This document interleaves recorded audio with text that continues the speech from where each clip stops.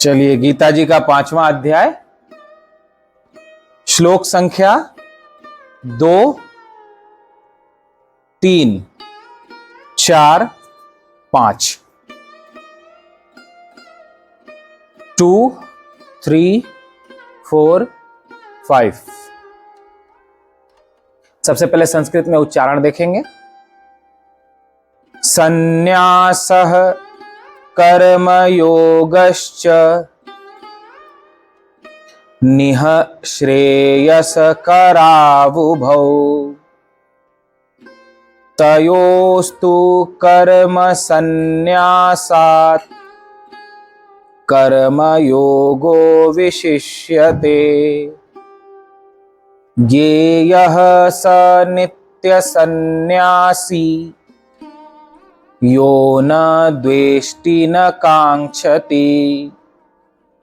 निर्द्वन्द्वो हि महाबाहो सुखं बन्धात् प्रमुच्यते। सांख्ययोगौ पृथक् बालाः प्रवदन्ति न पंडिताः। एकमप्यास्थितः सम्यक् उभयोर्विन्दते फलम्। यत्सांख्यैः प्राप्यते स्थानं तद्योगैरपि गम्यते। एकं सांख्यं च योगं च यह पश्यति स पश्यति। इसका हिंदी अर्थ, श्री भगवान बोले, कर्म संन्यास और कर्म योग ये दोनों ही परम कल्याण के करने वाले हैं, परंतु उन दोनों में भी कर्म संन्यास से कर्म योग साधन में सुगम होने से श्रेष्ठ है। हे अर्जुन, जो पुरुष न किसी से द्वेष करता है और न किसी की आकांक्षा करता है, वह कर्मयोगी सदा सन्यासी ही समझने योग्य है। क्योंकि राग द्वेषादि द्वंद्वों से रहित पुरुष सुखपूर्वक संसार बंधन से मुक्त हो जाता है। उपर्युक्त सन्यास और कर्मयोग को मूर्ख लोग पृथक पृथक फल देने वाले कहते हैं, न कि पंडित जन, क्योंकि दोनों में से एक में भी सम्यक प्रकार से स्थित पुरुष दोनों के फल रूप परमात्मा को प्राप्त होता है। ज्ञानियों द्वारा जो परम धाम प्राप्त किया जाता है, कर्मयोगियों द्वारा भी वही प्राप्त किया जाता है। इसलिए जो पुरुष ज्ञान योग और कर्म योग को फल रूप में एक देखता है, वही यथार्थ देखता है। महात्मा अर्जुन का यह प्रश्न है, तीसरे अध्याय में और लगभग इस अध्याय में भी। ज्ञान योग श्रेष्ठ है या कर्म योग श्रेष्ठ है? अर्थात समझ के साथ संसार को त्याग देना श्रेष्ठ है, यह संसार नश्वर है,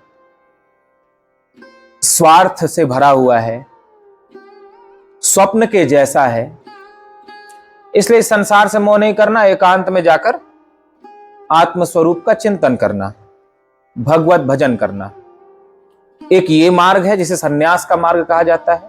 तो अर्जुन का कहना ये श्रेष्ठ है या फिर कर्मयोग श्रेष्ठ है, यानी कर्म करना श्रेष्ठ है, सब में ईश्वर को देखते हुए कर्म करना श्रेष्ठ है, या सबका त्याग करके वन में चले जाना श्रेष्ठ है? कर्म का त्याग श्रेष्ठ है और सन्यास ले लेना श्रेष्ठ है कर्म का त्याग करके, या फिर कर्म करना श्रेष्ठ है धर्म के साथ? दोनों ही रास्ते भगवान ने गीता जी में बताए और दोनों की महिमा भी बताई कि सन्यास के क्या लक्षण हैं, सन्यासी कैसा जीवन जीता है, सन्यास के क्या क्या नियम होते हैं। सन्यासियों की ज्ञान योग की भी प्रशंसा की और कर्म योग की भी महिमा बताई कि इस विधि से कर्म करके इस निष्काम कर्मयोग के द्वारा भी आत्म साक्षात्कार किया जा सकता है। वही फल मिलेगा जो सन्यासी को मिलता है।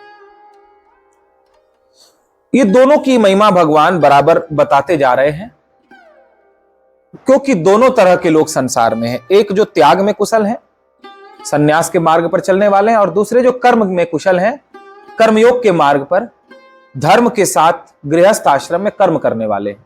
ये दो तरह के लोग संसार में हैं। तो दोनों के लिए ही भगवान रास्ता बता रहे हैं कि सन्यासी कैसे आत्मस्वरूप को प्राप्त करे, और गृहस्थ आश्रम में कर्म करते हुए कोई कैसे अपने लक्ष्य को प्राप्त करे। अर्जुन के मन में श्रेष्ठता का भाव है कि दोनों में जो श्रेष्ठ हो मैं उसे वर्ण करूं, उस पर चलूं। यदि भगवान कृष्ण ये कह देते हैं कि सन्यास श्रेष्ठ है, तो उनके मुख से सुनकर अर्जुन सन्यास के मार्ग पर चलने को तैयार है। और यदि भगवान श्री कृष्ण ये कह देते हैं कि कर्मयोग श्रेष्ठ है, तो कर्मयोग के लिए तैयार हो जाएंगे। किंतु अर्जुन भगवान को अपने प्रश्नों से उलझाना चाह रहे हैं। अर्जुन का ऐसा आग्रह है कि सन्यास ही श्रेष्ठ है, ज्ञान योग श्रेष्ठ है। अर्जुन कर्मयोग को हिंसा का कर्म मान रहे हैं कि इसमें मेरे को सबका वध करना पड़ेगा। अगर मैं अपना कर्तव्य करूंगा क्षत्रिय धर्म का पालन करते हुए, तो सबका वध करना पड़ेगा। तो वध करने से अच्छा है कि इन सब को छोड़कर जंगल में चले जाओ, भजन करो। अर्जुन का सन्यास के प्रति आग्रह है। वो युद्ध छोड़कर सन्यासी बनना चाहते हैं। भगवान श्री कृष्णचंद आनंद कंद अर्जुन को यह समझाते हैं, नहीं अर्जुन, जो फल सन्यास के नियमों का पालन करने पर एकांत प्रदेश में रहने वाले सन्यासी को मिलता है, वही फल कर्म करने वाले कर्मयोगी को या गृहस्थ आश्रम में धर्म के साथ कर्म करने वाले को मिलता है। अब अर्जुन के इन प्रश्नों का उत्तर देते हुए पुनः दोनों मार्गों को भगवान समझा रहे हैं। सन्यासी के मार्ग को भी समझा रहे हैं और गृहस्थ आश्रम के मार्ग को भी समझा रहे हैं। कर्म त्याग को भी समझा रहे हैं, कर्मयोग को भी समझा रहे हैं, ज्ञान योग भी समझा रहे हैं, कर्मयोग भी समझा रहे हैं। श्री भगवान बोले कर्म संन्यास और कर्मयोग दोनों ही कल्याणकारक है। ऐसा नहीं कि संन्यास ही कल्याणकारक है, कर्मयोग भी कल्याणकारक है, परंतु उन दोनों में भी कर्म संन्यास से कर्मयोग साधन में सुगम होने से श्रेष्ठ है। अर्जुन का बार बार आग्रह है कि कोई श्रेष्ठ बताइए, श्रेष्ठ बताइए, श्रेष्ठ बताइए। हमारे मन में भी यही होता है।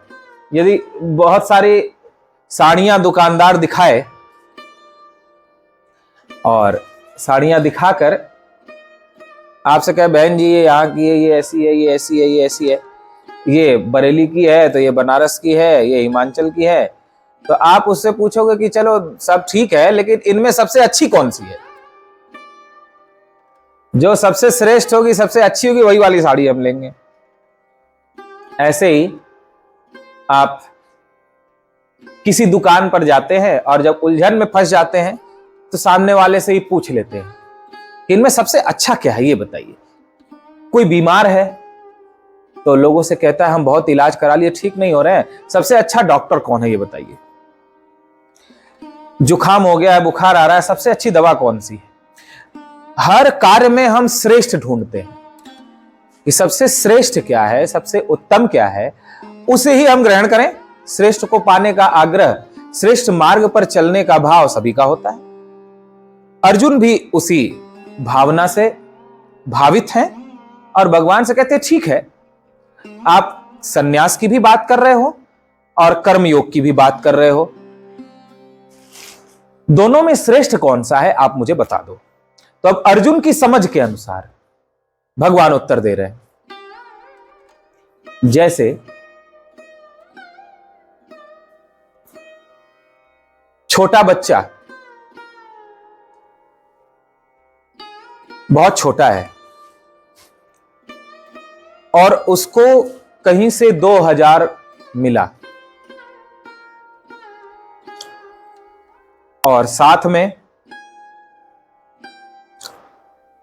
दही है, दूध है,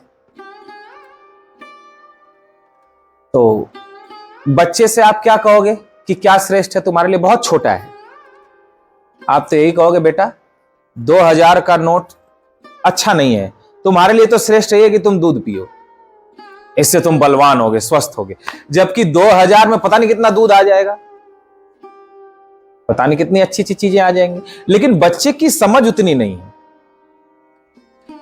तो मां उसे ये नहीं कहेगी 2000 का नोट श्रेष्ठ है या 2000 अच्छा है, वो यही कहेगी नहीं नहीं तुम्हारे लिए तो दूध ही अच्छा है, 2000 नहीं अच्छा है।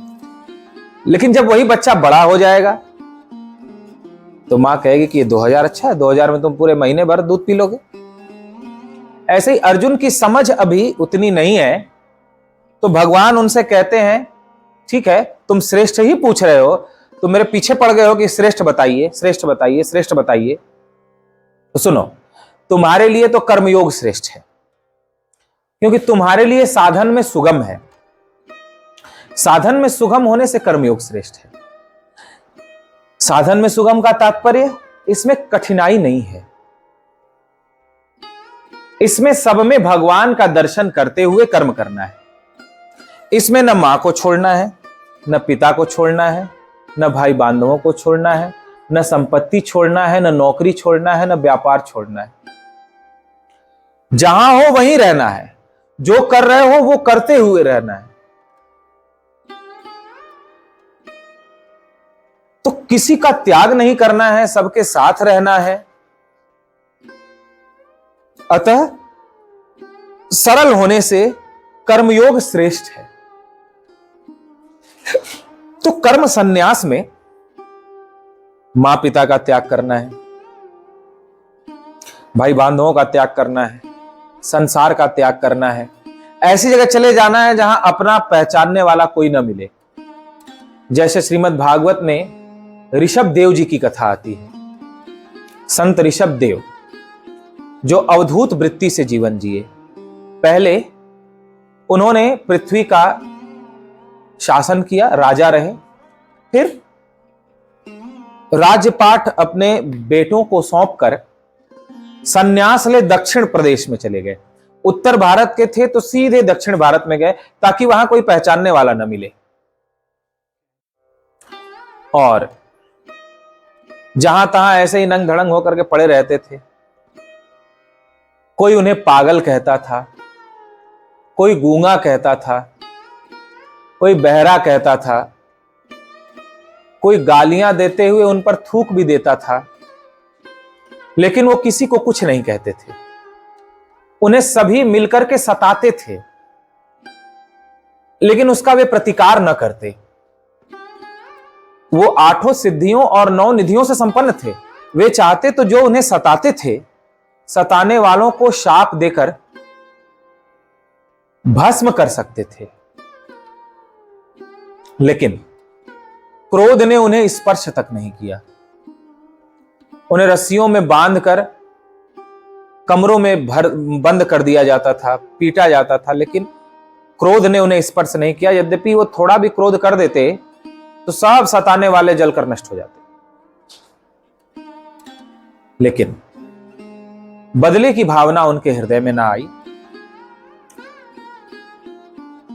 वे चाहते तो अनेक तरह के सुख ऐश्वर्य प्रकट कर सकते थे अपने लिए, लेकिन अपने स्वार्थ के लिए, अपने सुख के लिए उन्होंने सिद्धियों का कभी प्रयोग नहीं किया। वर्णन आता है भागवत में कि वो संकेत से अपने लिए महल खड़ा कर सकते थे, संकेत से वो अपने लिए तरह तरह के पकवान व्यंजन ला सकते थे, लेकिन अपने लिए उन्होंने प्रयोग नहीं किया। कोई पत्थर से मारे, कोई कुछ भी करे, वे कभी भी उसका प्रतिकार न करते, न अपने सुख के लिए सिद्धियों का प्रयोग करते। उन्होंने मुंह में पत्थर रख लिया और जगत में विचरण करने लगे, क्योंकि वो संसार में सन्यासी को कैसे जीवन जीना चाहिए ये बता रहे थे।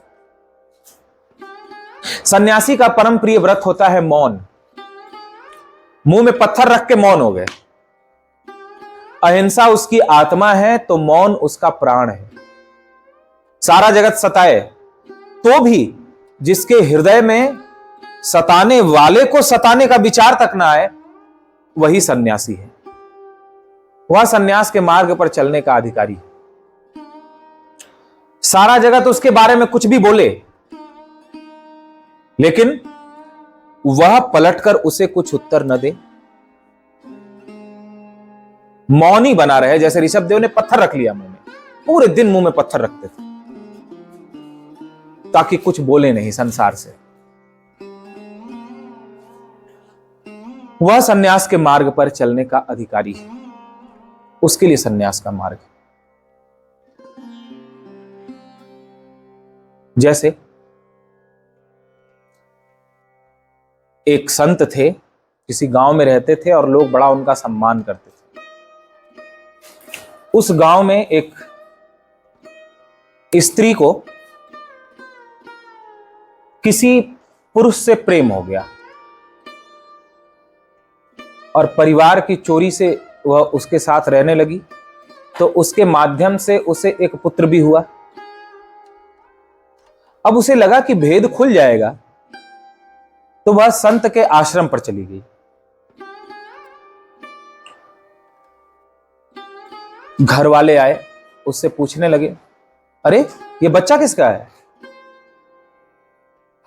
तो लोगों के भय से और जिससे वो प्रेम करती थी उसे बचाने के लिए उसने संत का नाम ले लिया।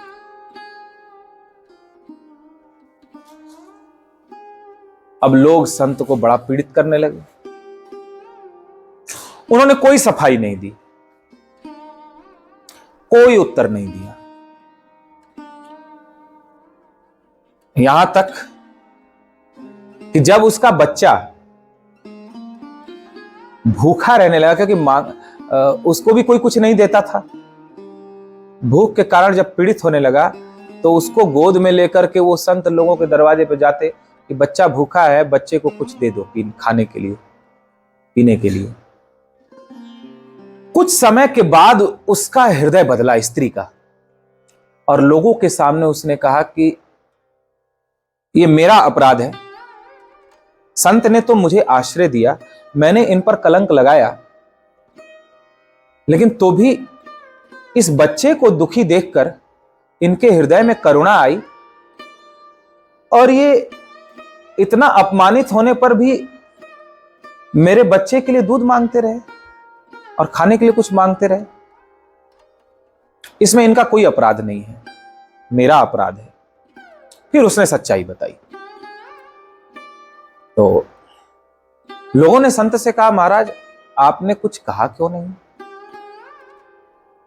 अपनी सफाई में आप कह सकते थे कि ऐसा नहीं है, ऐसी ऐसी बात है। तो संत ने कहा कि मैंने प्रभु पे छोड़ दिया। सन्यासी का व्रत है मौन। भगवान ये मेरी परीक्षा ले रहा था कि इसका इतना सम्मान हो रहा है पूरे गांव में, तो ये भगवान की योजना थी कि अपमान करा के मेरी परीक्षा ले, ये अपमान में इसका चित्त कैसा होता है।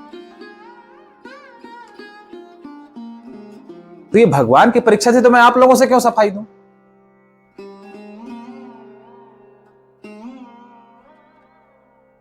तो इस प्रकार जिसको सम्मान मिलने पर भी उसमें बहता नहीं और अपमानित होने पर भी मौन रहता है, ऋषभ देव जैसा मुंह पत्थर रख लिया, सताने वालों को भी सताने का विचार नहीं करता बल्कि उनके कल्याण की बात सोचता है, वह सन्यास के मार्ग पर चलने का अधिकारी है।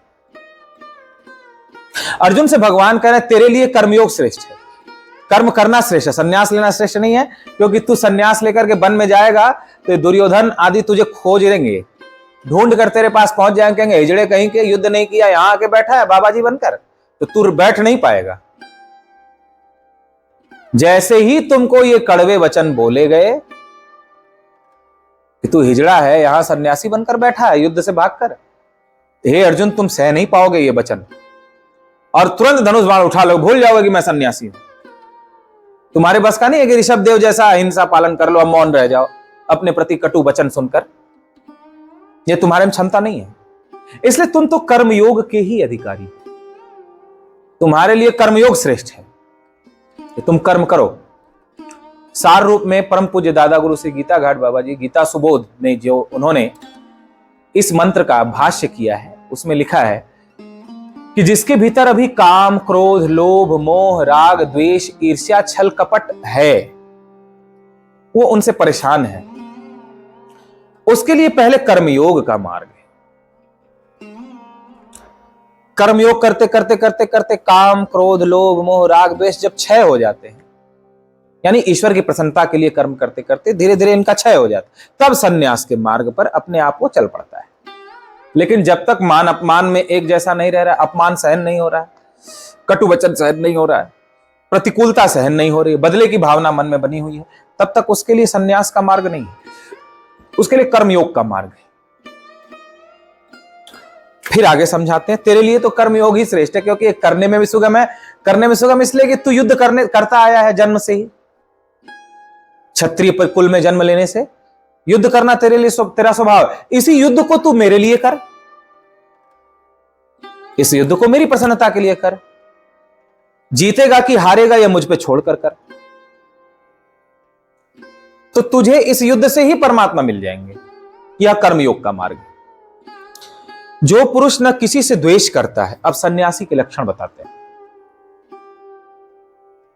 जो न किसी से द्वेष करता है, संसार में किसी से द्वेष नहीं करता, चाहे उसका कोई बैरी हो, प्रतिद्वंदी हो, किसी प्रकार से उसके प्रति उसके मन में द्वेष भावना नहीं होती, जलता नहीं है उसे देख। और न किसी की आकांक्षा करता, न उसके मन में किसी चीज की इच्छा है कि मुझे इससे ये मिल जाए, स्वार्थ नहीं है जिसका, वह कर्मयोगी सदा सन्यासी ही समझने योग्य है। दो बातें कहते हैं भगवान, कहते हैं गृहस्थ आश्रम में भी सन्यासी है, ऐसा नहीं कि केवल सब छोड़ करके चले गए जंगल में तो वही सन्यासी है। भगवान इस बात को बार बार कहते हैं कि जिसके भीतर द्वेष नहीं है किसी से, और जिसके मन में कोई इच्छा नहीं है, किसी से कोई अपेक्षा नहीं है, कामना नहीं है, स्वार्थ नहीं है, वह सन्यासी ही है, चाहे वो घर में हो चाहे जंगल में हो, चाहे वो कर्मयोगी हो चाहे कर्म का सन्यास करने वाला हो, कहीं भी हो, किसी भी वस्त्र में हो, लाल कपड़े में हो, जींस में हो, कि साड़ी में हो, कि सूट में हो, कैसे भी हो, लेकिन जो किसी से द्वेष नहीं करता और किसी से कोई अपेक्षा, आशा या फल की कामना नहीं करता, वह सन्यासी ही है। क्योंकि राग, द्वेष, द्वंद्वों से रहित पुरुष सुखपूर्वक संसार बंधन से मुक्त हो जाता है। जिसके भीतर राग नहीं है, राग नहीं ये मेरा है, ये भावना नहीं है, और द्वेष नहीं ये मेरा नहीं है, ये मेरे पास क्यों आ रहा है, ये मेरे को क्यों ऐसा कह रहा है। जिसके पास ना राग है ना द्वेष है, ना अपना है ना पराया है, कहते हैं वो बहुत सुखपूर्वक अपना सब काम धाम करते हुए, पति, बाल, बच्चों, परिवार के साथ रहते हुए सुखपूर्वक इस संसार बंधन से मुक्त हो जाता है। सिर्फ राग द्वेष को त्याग दे और किसी से कोई फल की आकांक्षा न करे। कहते हैं, हे अर्जुन, उपर्युक्त सन्यास और कर्मयोग को मूर्ख लोग पृथक पृथक फल देने वाला कहते हैं। जो मूर्ख होते हैं, जो बालक बुद्धि के हैं, वही ऐसा कहते हैं कि सन्यास अलग है और घर अलग है। जैसा कहते हुए पाए जाते हैं, अरे महाराज घर में कहां हमसे भजन होगा, हम तो गृहस्थ हैं, हम तो संसारी हैं। भगवान इसका खंडन करते हैं गीता में, कहते हैं कि जो मूर्ख है वे ऐसा कहते हैं कि सन्यास में अलग फल मिलता है, सन्यासी को जल्दी भगवान मिल जाते हैं और गृहस्थ को नहीं मिलते। भगवान का कहना है कि दोनों ही एक समान फल देने वाले हैं। मैं जो विधि बता रहा हूं, भगवान का कहना है, उस विधि से यदि कोई कर्मयोग का आचरण करे तो उस विधि से कर्म करके वह मोक्ष को, परम फल को प्राप्त करता है। तो फल गृहस्थ आश्रम में भी वही मिलता है, सन्यास में भी वही मिलता है। एक कहानी मैं इस पर सदा सुनाता रहता हूं, हाँ इस बात को पूरा कर लें फिर सुनाएंगे, अंत में इसी कहानी से विराम देंगे। दोनों में से एक में भी सम्यक प्रकार से, सम्यक यानी ठीक प्रकार से, अच्छी प्रकार से स्थित पुरुष दोनों के फल रूप परमात्मा को प्राप्त कर लेता है। चाहे कोई गृहस्थ आश्रम यानी कर्मयोग के नियमों को अच्छी तरह समझकर उसके अनुसार चले, जो भगवान गीता में बता रहे हैं, या सन्यास के मार्ग पे अच्छी प्रकार से जो सन्यास के नियम है उसके अनुसार चले, दोनों में से किसी पर भी अगर अच्छी तरह से नियम पालन करते हुए चले तो दोनों ही एक ही फल प्रदान करने वाले हैं, जिसे भगवान परमात्मा कहते हैं। दोनों से ही परमात्मा मिलते हैं, दोनों के फल में कोई भेद नहीं होता। जहां गृहस्थ आश्रम में नंद बाबा और यशोदा मैया जिन्होंने गाय की सेवा रूपी कर्मयोग किया, वहां उनको गृहस्थ आश्रम में ही भगवान मिले। वे कौन से सन्यासी थे? ब्रज की गोपियां कौन सी पढ़ी लिखी थी? बहुत विद्वान थी क्या वो शास्त्रों की? नहीं थी। उद्धव प्रसंग प्रसिद्ध है। उद्धव जी जब जाते हैं और गोपियों को ज्ञान देते हैं वेदों का, तो गोपियां कहती हैं हम तो अंगूठा छाप है, हम तो गाय का दूध निकालती हैं, मक्खन बेचती हैं, हां हम कृष्ण के लिए ही जीती हैं, कृष्ण के लिए ही मरती हैं। हम श्री कृष्ण के लिए के रूप में देख करके सभी बाल बच्चों को, और कृष्ण का ही परिवार है, कृष्ण का ही यह सब कुछ है, ऐसा मानकर कृष्ण के लिए सब कर्म करती हैं। पति की सेवा भी कृष्ण के लिए, बच्चों का पालन पोषण भी कृष्ण के लिए, गायों की सेवा भी कृष्ण के लिए करती हैं। यह कर्मयोग है। नंद बाबा यशोदा मैया सभी बच्चों में परमात्मा को देखकर सभी बच्चों से प्रेम करते हैं और भगवान का स्मरण करते हुए भगवान के लिए अपना कर्तव्य कर्म करते हैं। उनको घर में ही भगवान मिले। कर्म की विधि जानने की आवश्यकता है कि कर्म में हम किन किन बातों का ध्यान रखें कि वह कर्म छोड़ना भी ना पड़े और उस कर्म से ही भगवान मिल जाए।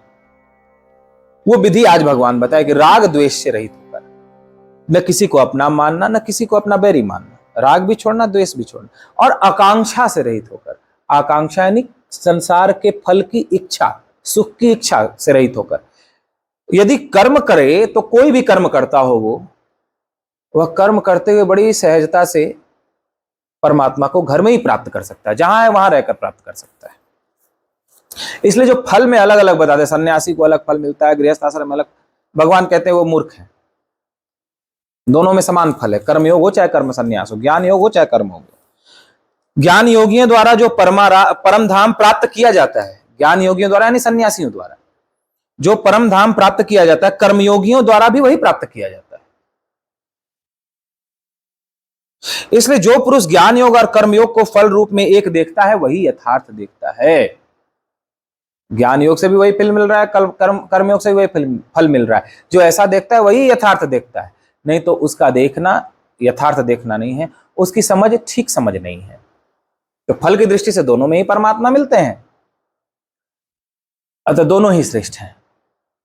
अब कहानी वो वाली कल सुनाएंगे विस्तार से, क्योंकि थोड़ी सी बड़ी कहानी है और आज समय हो गया है। तो आज के सत्संग में से किसी को कुछ पूछना हो तो निसंकोच पूछना चाहिए, वो अपना प्रश्न कर सकता है।